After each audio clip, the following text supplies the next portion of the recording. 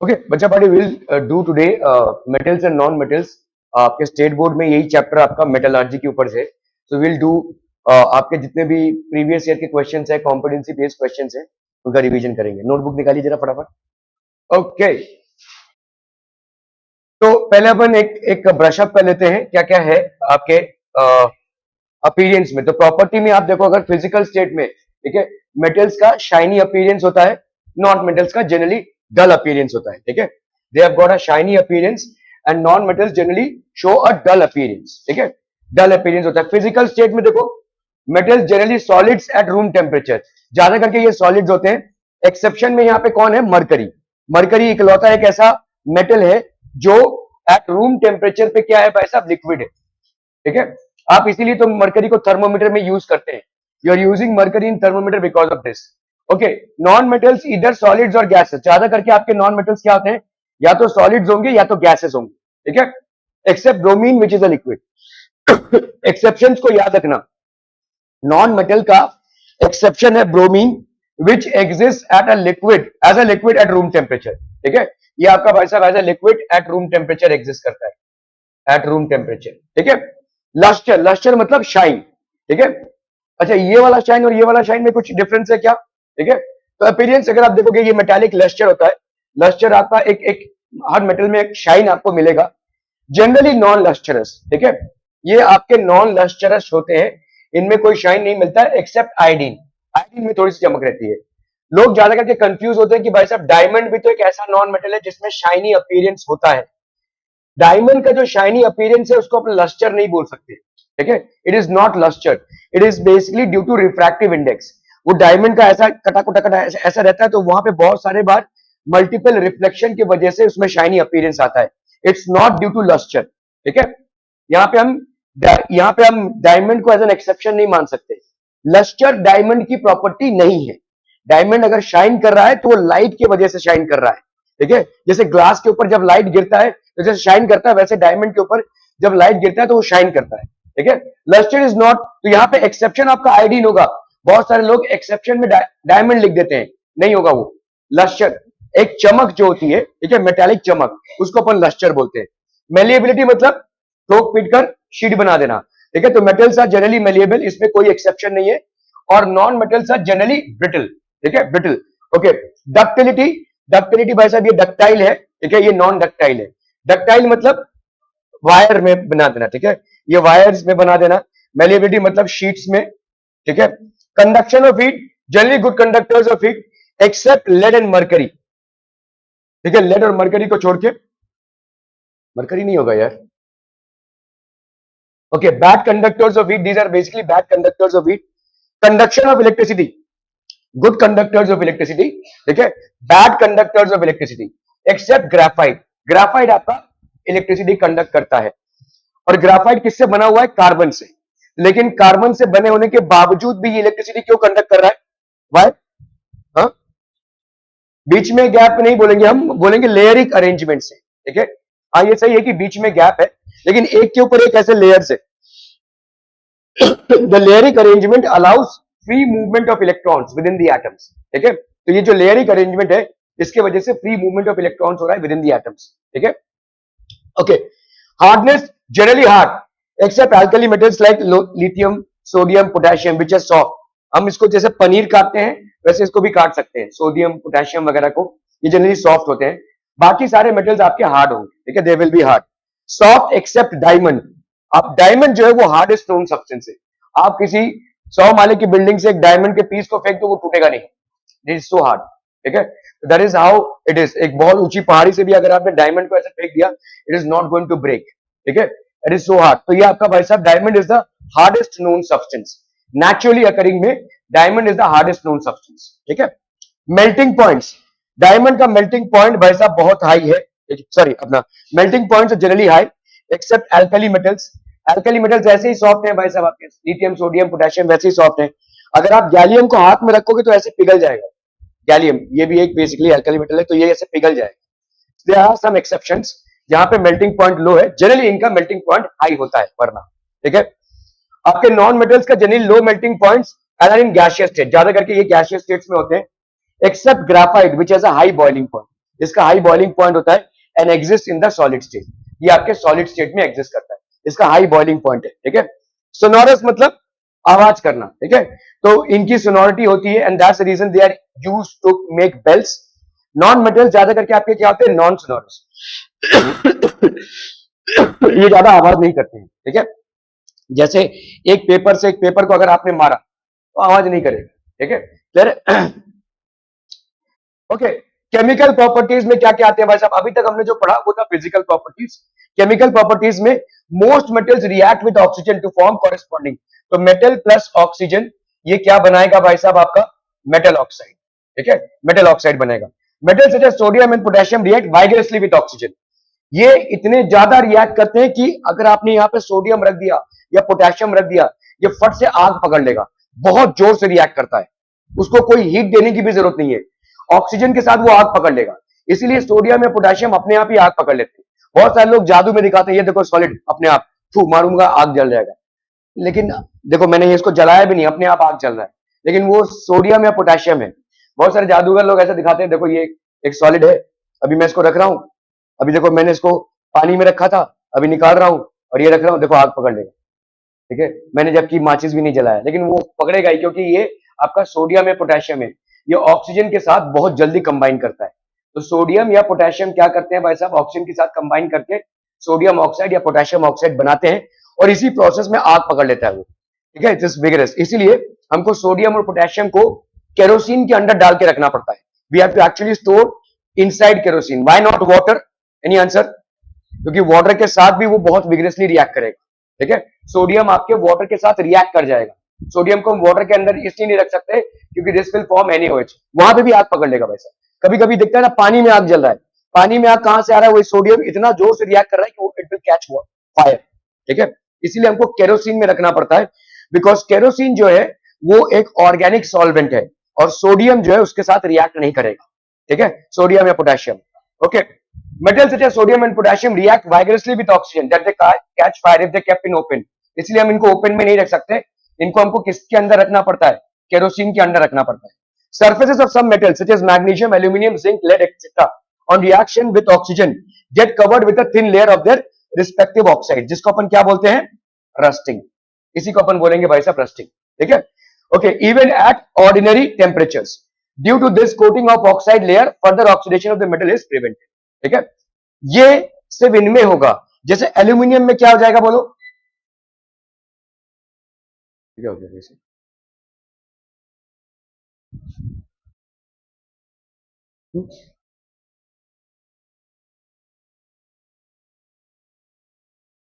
क्या हो गया।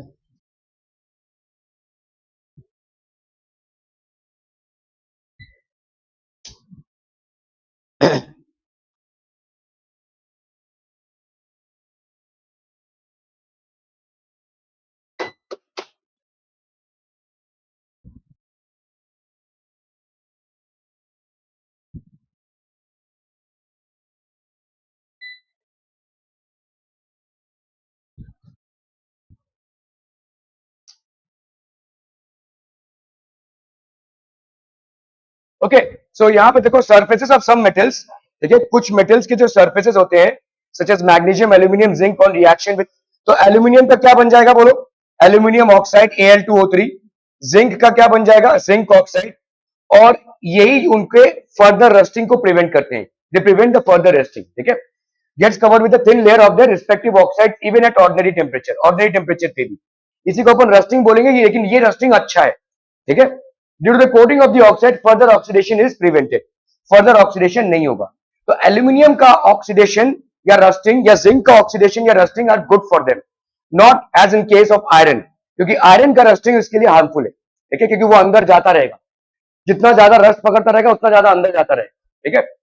Iron does not burn on heating, but iron filings burn vigorously when they are sprinkled in the flame of the burner, ठीक है। तो iron के चूड़ों, मतलब आयरन बर्न नहीं होता है, लेकिन आयरन को अगर आपने चूड़ा बना दिया, ठीक है, does not burn, but iron fillings burn vigorously when they are sprinkled in the flame of the burner, flame of the burner में, मतलब अगर आपने, जैसे ये जो वेल्डिंग करते हैं जो लोग फर्नीचर वगैरह का काम करते हैं, जो लोग अपना कटर से काटते हैं, तो जो नीचे चूड़ा गिरता रहता है, उसी चूड़े को अगर आप जलाएंगे तब आपको दिखेगा बहुत जोर से जल रहा है, वो आयरन है। ऐसे कोई आयरन के सरफेस को जलाने की कोशिश करेंगे तो वो नहीं जलेगा, लेकिन उस चूड़े को जलाने की कोशिश करेंगे तो बहुत जोर से जलेगा, ठीक है। Copper does not burn, however surface of hot copper metal gets coated with black colour layer of copper oxide. Copper burn नहीं होगा, लेकिन कॉपर ऑक्सीजन के साथ कंबाइन, अगर आपने हीट किया इसको, ठीक है, तो it will form copper oxide, ये आपका वैसा कॉपर ऑक्साइड बना देगा, ठीक है। Gold and silver do not react with oxygen even at high temperatures, ठीक है। Nature of metallic oxides, generally जितने भी आपके मेटालिक ऑक्साइड्स होते हैं वो क्या होंगे, basic, they will be basic in nature except for the metallic oxides of zinc and aluminium, these are amphoteric. Amphoteric क्यों, क्योंकि एसिड के साथ भी रिएक्ट करेगा, ठीक है, और बेस के साथ भी रिएक्ट करेगा। This is going to react with an acid as well as a base, ठीक है। Zinc oxide and aluminium oxide, they are going to react with acid as well as bases, ठीक है। Hence they are also known as amphoteric in nature. Most metal oxides are insoluble in water. ज्यादा करके ये भाई साहब क्या होते हैं, insoluble in water होते हैं, ठीक है, but dissolve in some form of alkalis, ठीक है, जैसे sodium and potassium oxides, okay. Anodising किसको बोलते हैं, process of forming a thick oxide layer of aluminium that makes the aluminium metal resistance to further corrosion. ज्यादा उसका corrosion नहीं होगा, तो एल्यूमिनियम के आजू बाजू ही क्या हो रहा है भाई साहब, ये एल्यूमिनियम है और एल्यूमिनियम के आजू बाजू ही एल्यूमिनियम ऑक्साइड का लेयर फॉर्म हो गया। This is basically forming Al2O3, ये भाई साहब आपका Al2O3 हो गया, ठीक है। This aluminium oxide is getting form. क्या ये समझ में आ रहा है भाई साहब, और ये फर्दर इसी को अपन एनोडाइजिंग बोलते हैं। तो एल्यूमिनियम के आजू बाजू जो फॉर्म होता है उसको अपन बोलते हैं एल्यूमिनियम ऑक्साइड, ये हमारे लिए अच्छा है, ठीक है। During anodising a clean aluminium article is made the anode and is with dilute sulfuric acid. The oxygen gets evolved at the anode, reacts with aluminium to make a thicker protective oxide layer. This oxide layer can be dyed easily to give aluminium articles an attractive finish. ठीक है, तो हम जबरदस्ती का aluminium का rusting कराते हैं, हमको चाहिए एल्यूमिनियम ऑक्साइड, ठीक है। तो एल्यूमिनियम ऑक्साइड का ऐसा कोटिंग अगर हो जाए तो अंदर ही अंदर वो एल्यूमिनियम स्ट्रांग हो जाता है, ठीक है, okay. Reaction of metals with water, तो अगर हम देखेंगे भाई साहब मेटल्स का, most metals react with water to form corresponding metallic oxide and hydrogen gas. तो metal plus water क्या फॉर्म करेगा, metallic oxide plus hydrogen gas. Metals like क्या क्या है भाई साहब आपके, sodium react violently with cold water. The reaction is so violent and exothermic that the evolved hydrogen immediately catches fire. ठीक है, सोडियम भाई साहब कोल्ड वाटर के साथ बहुत जोर से रिएक्ट करेगा, एकदम ठंडे पानी भी अगर डाल दोगे आप सोडियम के साथ फट से रिएक्ट करेगा और वो पानी में आग लग जाएगी, ठीक है, इतना ज्यादा आपका हीट इवॉल्व होगा। Reaction of calcium with water is less violent, the heat evolve is not sufficient for the hydrogen to catch fire. यहाँ पे भी हीट इवॉल्व होता है जब आप पानी को कैल्शियम के साथ घोलते हैं, लेकिन इसमें फायर कैच नहीं होगा। Metals like magnesium react with hot water, ये भाई साहब नोट बना लो, कोल्ड वाटर के साथ कौन कौन से मेटल्स रिएक्ट करते हैं, कोल्ड वाटर के साथ आपके कौन कौन से मेटल्स रिएक्ट करेंगे, सोडियम और पोटेशियम, ठीक है, और कैल्शियम भी, ठीक है, ये दोनों में भाई साहब आग पकड़ लेगा, दे कैच फायर, इतना ज्यादा हीट इवॉल्व होगा। कैल्शियम में इतना नहीं होगा, ठीक है। हॉट वाटर के साथ कौन रिएक्ट करता है भाई साहब, हॉट वाटर के साथ metals like magnesium react with hot water, ठीक है, to form magnesium hydride. Iron, zinc and, और भाई साहब आपका आयरन हो गया, जिंक हो गया and aluminium, they react only with steam, ये भाई साहब स्टीम के साथ ही रिएक्ट करेंगे। समझ में आ रहा है भाई साहब। Metals like lead, copper, silver and gold, तो lead, copper, silver and gold, they do not react with water at all, water के साथ इनका कोई रिएक्शन नहीं होता है, ठीक है। तो कोल्ड वाटर के साथ कौन कौन रिएक्ट करेगा, सोडियम और पोटेशियम, और इतना ज्यादा रिएक्शन होगा कि आग पकड़ लेगी, ठीक है। कोल्ड वाटर के साथ सोडियम और पोटेशियम रिएक्ट करेगा और इतना ज्यादा उसमें हीट प्रोड्यूस होगा कि इट विल कैच फायर, पानी के ऊपर आग आपको दिखेगा। क्या ये समझ में आ रहा है, ठीक है। हॉट वाटर के साथ कौन रिएक्ट करेगा, मैग्नीशियम, और स्टीम मतलब वाटर को आपने हीट करके स्टीम बना दिया है, उसके साथ कौन कौन रिएक्ट करेगा, iron, zinc and aluminium, iron, zinc and aluminium will react with steam. और आपका लेड, कॉपर, सिल्वर, गोल्ड, ये सब भाई साहब वाटर के साथ रिएक्ट नहीं करेगा, ठीक है। Lead, copper, silver and gold will not react with water. Are we clear to this one people, हम क्या ये समझ में आ रहा है, are we clear on this one, ठीक है, okay. Metals such as lead, copper, silver and gold do not react with water at all. They would not react with water at all. Clear है भाई साहब, clear है, okay, okay, okay. Reaction of metal with dilute acids. Most metals react with dilute acids to form corresponding salt and hydrogen gas. Metal plus dilute acid आपको क्या दे देगा? Salt plus hydrogen gas. Metal plus dilute acid आपका hydrogen gas evolve होगा ही होगा किसी भी dilute acid के साथ. लेकिन ये हाइड्रोजन गैस का टेस्ट क्या है? It burns with a popping sound. ऐसा पॉपिंग साउंड नहीं आएगा. जब आप बर्निंग मैस्टिक को लाएंगे तो पट से आवाज आएगा. वो जो क्या बोलते हैं आलू बम, क्या ऐसे जब मारते हैं, आमटी बम, हाँ वैसे जैसा आवाज आता है वैसा आवाज आएगा. ठीक है, तो it burns with a popping sound. Reaction with nitric acid. Nitric acid being a strong oxidising agent. हम ज्यादा करके नाइट्रिक एसिड को एक्सपेरिमेंट्स में यूज इसलिए नहीं करते हैं, ये क्वेश्चन आ सकता है कि why don't we use nitric acid mostly. ठीक है, सल्फ्यूरिक एसिड, देखिए 3 मिनरल एसिड्स हैं. क्या क्या है भाई साहब आपके? जो 3 मिनरल एसिड्स हैं वो क्या क्या है? Hydrochloric acid, sulphuric acid and nitric acid. ये 3 आपके स्ट्रॉन्ग मिनरल एसिड्स हैं. ठीक है, ये दोनों बहुत ज्यादा यूज होते हैं, ये कम यूज होता है क्योंकि नाइट्रिक एसिड एसिड होने के बावजूद भी एक स्ट्रॉन्ग ऑक्सीडाइजिंग एजेंट है. ठीक है, सो यहां पे अगर आपसे पूछा जाए कि why nitric acid is not preferably used in most of the experiments wherein you just need an acid, the answer would be nitric acid in spite of being an acid is also a strong oxidizing agent. ये भाई साहब आपका strong oxidizing agent है, वो कुछ और ही reaction कर देगा. You are not going to get the desired product. ठीक है, ओके. तो यहाँ पे आपका nitric acid being a strong oxidizing agent, तो इसमें होता क्या है? जैसे जब यहाँ पे देखो oxidises hydrogen to produce water. जैसे यहां पे क्या हो जाएगा, अगर मैं बोलूं कि आपका कोई मेटल है, समझ लो सोडियम, और यहां पे आपने नाइट्रिक एसिड के साथ, तो ये हाइड्रोजन इवॉल्व करना चाहिए, लेकिन ये हाइड्रोजन क्या करेगा? ये ऑक्सीजन सप्लाई करेगा, इसको वाटर बना दे. क्या ये समझ में आ रहा है? Metal plus dilute acid is going to give you hydrogen gas.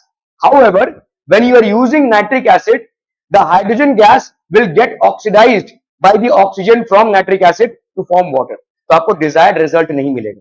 ठीक है, desired result is something that, तो metal plus dilute nitric acid अगर आप देखोगे तो metal salt plus water plus oxide of nitrogen, ये आ जाएगा. ठीक है, तो मतलब अगर आपका मेटल है, देखो यहाँ पे सोडियम है और HNO3 है, तो आपका भाई साहब क्या क्या आ जाएगा बोलो? Metal salt, that is NaNO3 plus आपका भाई साहब क्या आ जाएगा? वाटर H2O प्लस NO2, ऐसा आ जाएगा भाई साहब. This is what you are going to get. समझ में आ रहा है? देखो सोडियम प्लस 2HNO3 ये देगा आपको sodium nitrate plus H2O plus nitrogen dioxide. हालांकि अगर सोडियम को आप HCl के साथ ट्रीट करें, ठीक है, सोडियम को अगर आपने HCl के साथ ट्रीट किया तो यहां पे क्या बनेगा? Sodium chloride plus H2, simple, sodium chloride plus H2, ऐसा हाइड्रोजन गैस. ठीक है, लेकिन आपका देखो यहां पे कॉम्प्लिकेटेड हो गया. ठीक है, सोडियम को अगर आपने भाई साहब H2SO4 के साथ ट्रीट किया तो Na प्लस H2SO4 ये क्या बनाएगा? Sodium sulphate Na2SO4. ठीक है, Na2SO4 plus H2 gas, Na2SO4 plus H2 gas. क्या ये समझ में आ रहा है भाई साहब? Are we clear? ओके, तो यहां पे इस चीज को समझना है कि आप नाइट्रिक एसिड को क्यों नहीं यूज करते हैं, क्योंकि नाइट्रिक एसिड आपको डिजायर्ड रिजल्ट में हाइड्रोजन नहीं देगा. Metal plus any dilute acid is going to give you hydrogen gas. However in the case of nitric acid you are going to get, तुम्हारा मन बिल्कुल भी इधर नहीं है. ठीक है, you are going to get water plus nitrogen dioxide. ठीक है, फिर magnesium and manganese react with dilute HNO3. यहां पे एक्सेप्शन है, इन सारे एक्सेप्शंस को याद रखिएगा भाई साहब. Manganese and magnesium react with dilute to give hydrogen gas. यही दो एलिमेंट्स हैं या यही दो मेटल्स हैं जो नाइट्रिक एसिड के साथ अगर रिएक्ट करें तो हाइड्रोजन गैस देंगे. बाकी सारे आपको वाटर और नाइट्रोजन डाइऑक्साइड दे देंगे. ठीक है, बाकी किसके साथ? नाइट्रिक एसिड के साथ. क्या ये समझ में आ रहा है? तो मोटे मोटे तौर पे हम ये बोल सकते हैं कि किसी भी मेटल को अगर अपन ने एसिड के साथ रिएक्ट करवाया तो बच्चा पार्टी क्या बनेगा? Metal salt plus hydrogen gas. लेकिन HNO3 में ये नहीं बनेगा. HNO3 में क्या बन जाएगा भाई साहब? Metal salt plus water plus nitrogen dioxide. ठीक है, हालांकि manganese, that is magnesium and manganese, ये दोनों ऐसे एलिमेंट्स हैं जिनका HNO3 के साथ एक्सेप्शन में आपको हाइड्रोजन गैस मिल जाएगा. ठीक है, क्लियर है भाई साहब? ओके, एक्वा रिजिया ये बहुत स्ट्रॉन्ग होता है और दुनिया का कोई भी ऐसा चीज नहीं है जो इसमें ना डिसॉल्व हो जाए. ठीक है, is a freshly prepared mixture of concentrated hydrochloric acid and concentrated nitric acid. It can dissolve gold and platinum. तो गोल्ड एंड प्लैटिनम जो अनरिएक्टिव मेटल्स हैं उनको भी ये डिसॉल्व कर सकता है एक्वा रिजिया. क्या क्या है भाई साहब इसमें? concentrated hydrochloric acid and concentrated nitric acid in the ratio of 3:1. Concentrated hydrochloric acid and concentrated nitric acid in the ratio of 3:1 है भाई साहब, ठीक है. Aqua is a specially prepared mixture of concentrated hydrochloric acid and concentrated nitric acid in the, और ये किसी को चीज को भी डिसॉल्व करेगा. It can dissolve anything, ठीक है. Reaction of metals with metal salts. Reactive metals can displace less reactive metals from their compounds. A list of metals arranged in the order of the decreasing activities. तो आपका भाई साहब यहाँ पे reactivity series जो बहुत ज्यादा इंपॉर्टेंट है, नहीं लिखा है तो फिर से लिख लीजिए. Sodium, potassium, calcium, magnesium, aluminium, zinc, iron, lead, hydrogen, copper, mercury, silver and gold, ठीक है. आपका मोस्ट रिएक्टिव एलिमेंट है पोटेशियम और लीस्ट रिएक्टिव है गोल्ड, ठीक है. आप अगर इनको देखोगे तो इनको अपन नोबल मेटल्स भी बोलते हैं. They are also known as noble metals, ठीक है. कॉपर के ऊपर जो है उनको देख लीजिए और कॉपर के नीचे जो है उनको देख लीजिए, ठीक है, क्योंकि कॉपर के साथ ही ज्यादा करके रिएक्शंस आपको बोले जाते हैं, ठीक है. इनको अपन एल्कली मेटल्स बोलेंगे. These are also known as alkali metals. ये कैल्शियम, मैग्नीशियम, इनको अपन एल्कलाइन अर्थ मेटल्स बोलते हैं. They are also known as alkaline earth metals. और ये भाई साहब आपके किस टाइप के, एल्यूमिनियम और जिंक क्या बनाते हैं, एम्फोटेरिक ऑक्साइड्स बनाते हैं, ठीक है. एम्फोटेरिक ऑक्साइड्स बनाते हैं, ठीक है. क्लियर है? Okay okay okay. Ionic or electrovalent compounds, the compounds formed by the transfer of electrons from a metal to a non-metal.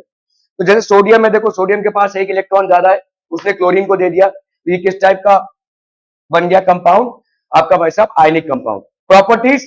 Ionic compounds are solids and are hard due to strong inter-ionic forces of attraction. They are generally brittle and break into pieces when pressure is applied. ठीक है. Melting and boiling points. Ionic compounds have high melting, क्योंकि आपको भाई साहब heat देकर इनके बीच के bond को तोड़ना पड़ेगा. इनके बीच में बॉन्ड क्यों है, क्योंकि एक पॉजिटिव है दूसरा नेगेटिव है, तो इलेक्ट्रोस्टैटिक फोर्सेस ऑफ अट्रैक्शन है. इस इलेक्ट्रोस्टैटिक फोर्स ऑफ अट्रैक्शन को तोड़ने के लिए आपको हाई अमाउंट ऑफ हीट देना पड़ेगा, ठीक है. Okay. So ionic compounds are solids and are hard. Melting and boiling points. Ionic compounds have high melting points and boiling points, as considerable amount of energy is required to break the strong inter-ionic forces of attraction. Solubility. Ionic compounds are generally soluble in water. ज्यादा करके ये भाई साहब water में soluble होते हैं. इसका एक रीजन लिख लो, क्योंकि ionic compounds जो है, ionic compounds are soluble in polar solvents. Water भाई साहब आपका एक polar solvent है, ये एक polar solvent है, और ionic compounds पोलर सॉल्वेंट्स में सॉल्यूबल होते हैं. Ionic compounds are soluble, ionic compounds are soluble in polar solvents, ठीक है. Ionic compounds are soluble in polar solvents. Conduction of electricity. Ionic compounds conduct electricity in molten state और in its aqueous solution. Molten state या aqueous solution में भाई साहब electricity conduct करेंगे, ठीक है. मोल्टेन स्टेट मतलब क्या हो जाएगा, जैसे सोडियम क्लोराइड है, देखो सोडियम क्लोराइड को अगर आपको इलेक्ट्रिसिटी कंडक्ट कराना है तो आप क्या करोगे, सोडियम क्लोराइड को वाटर में डिसॉल्व करो, वो इलेक्ट्रिसिटी कंडक्ट करने लगा.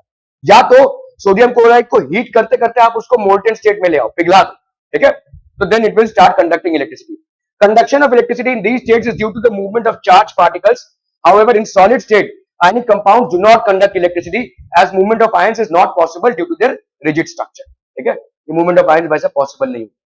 The extraction of metals from their ores and then refining them for use is known as metallurgy. Metallurgy हम किसको बोलेंगे भाई साहब, एक्सट्रैक्शन करना और फिर रिफाइन करना, ठीक है. Enrichment. Ores mined from earth usually contain large amount of impurities, sand, soil etcetera, and these are known as gangue, ठीक है. तो यहाँ पे आपका बहुत सारा इंप्योरिटीज, सैंड, सॉइल वगैरह रहता है, जो ओर्स हम निकालते हैं, जिनसे हम मेटल निकालेंगे, बेसिकली उनको हमको प्यूरिफाई करना पड़ता है.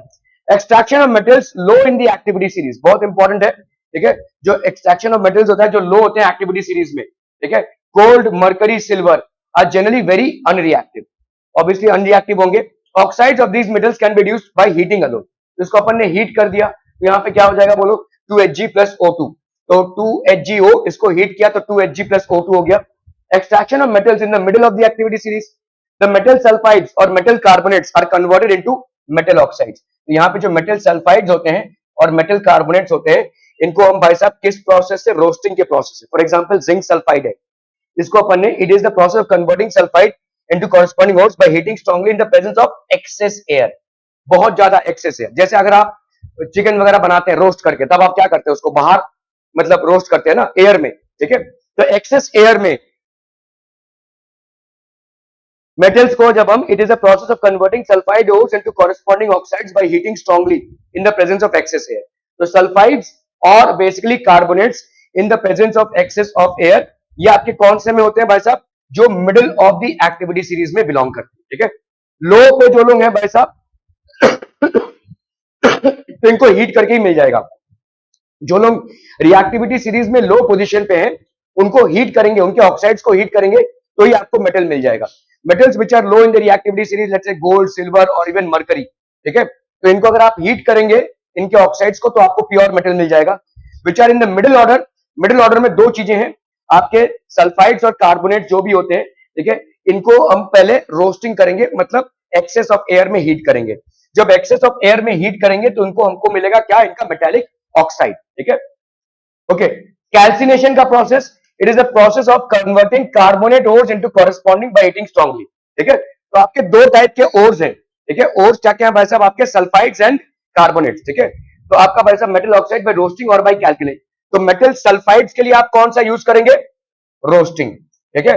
और मेटल कार्बोनेट्स के लिए आप कौन सा यूज करेंगे, कैल्सिनेशन।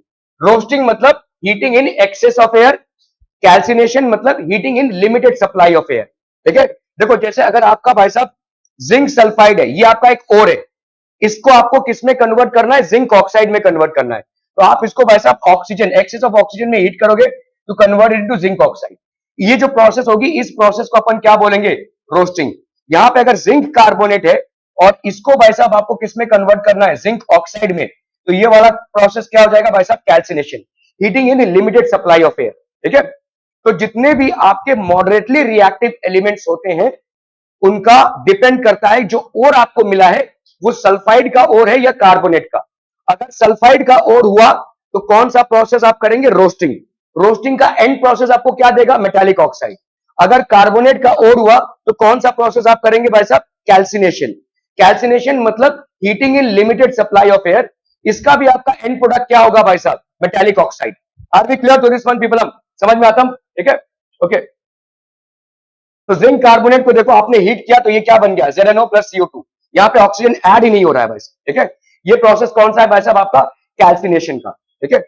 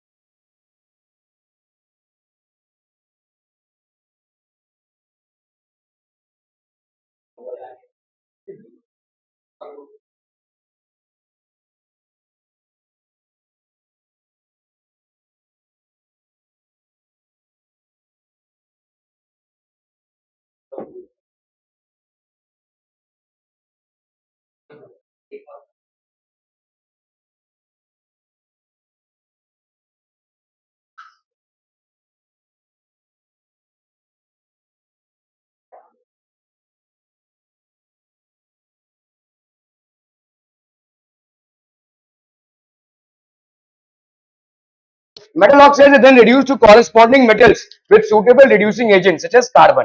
अभी मेटल ऑक्साइड मिल गया। देखो भाई साहब आप रोस्टिंग करो या कैल्सिनेशन, आपको मिलेगा क्या, मेटल ऑक्साइड। रोस्टिंग के प्रोसेस से भी आपको मेटल ऑक्साइड मिलेगा और कैल्सिनेशन के प्रोसेस से भी आपको मेटल ऑक्साइड मिलेगा। रोस्टिंग का